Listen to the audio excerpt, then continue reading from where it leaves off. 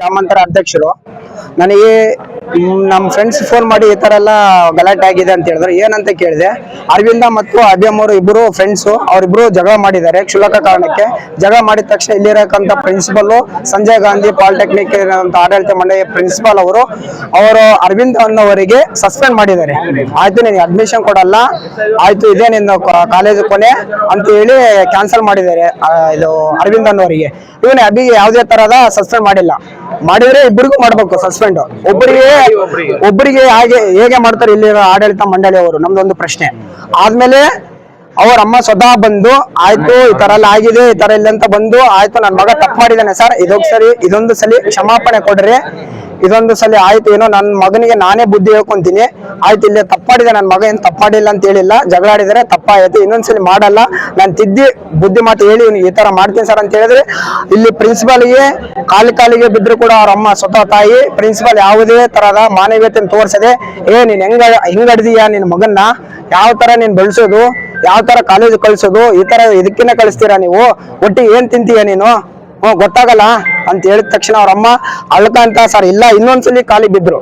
ಆದ್ರೂ ಕೂಡ ಮಾನವೀಯತೆ ತೋರದೆ ಇಲ್ಲಿ ಇರಕ್ಕಂತ ಪ್ರಿನ್ಸಿಪಲ್ ಆದ್ಮೇಲೆ ಆಯ್ತು ನೀವು ಕರೆ ಕಳಿಸಿ ಅವ್ರ ಮಗನ್ನ ಇಲ್ಲಿ ಮತ್ತೆ ಪ್ರಿನ್ಸಿಪಲ್ ಬಡದಾನೆ, ಕರ್ಕೊಂಡ್ ಬರ್ಬಡ್ಲೆ, ನಾನು ಒಂದ್ಸಲಿ ಹೇಳಿದ್ರೆ ನೀ ಅರ್ಥ ಆಗಲ್ಲ ಅಂತ ಹೇಳಿದ್ರು.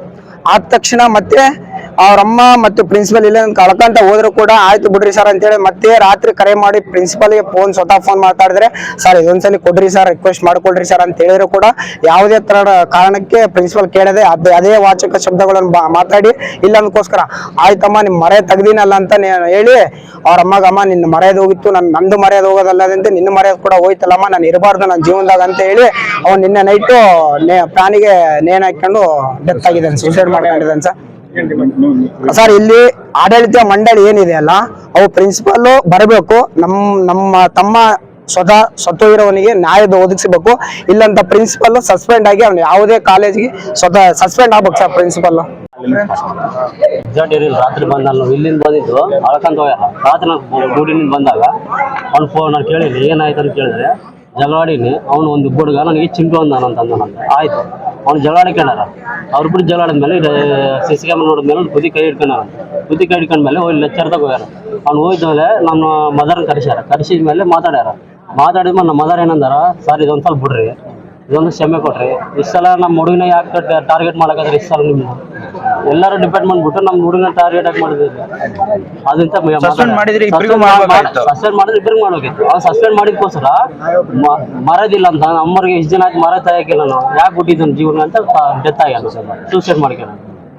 ಏನಾದ್ರು ನಿಮ್ಗೆ ಏನೇನಿಲ್ಲ, ನಮಗೆ ನ್ಯಾಯ ಬೇಕು.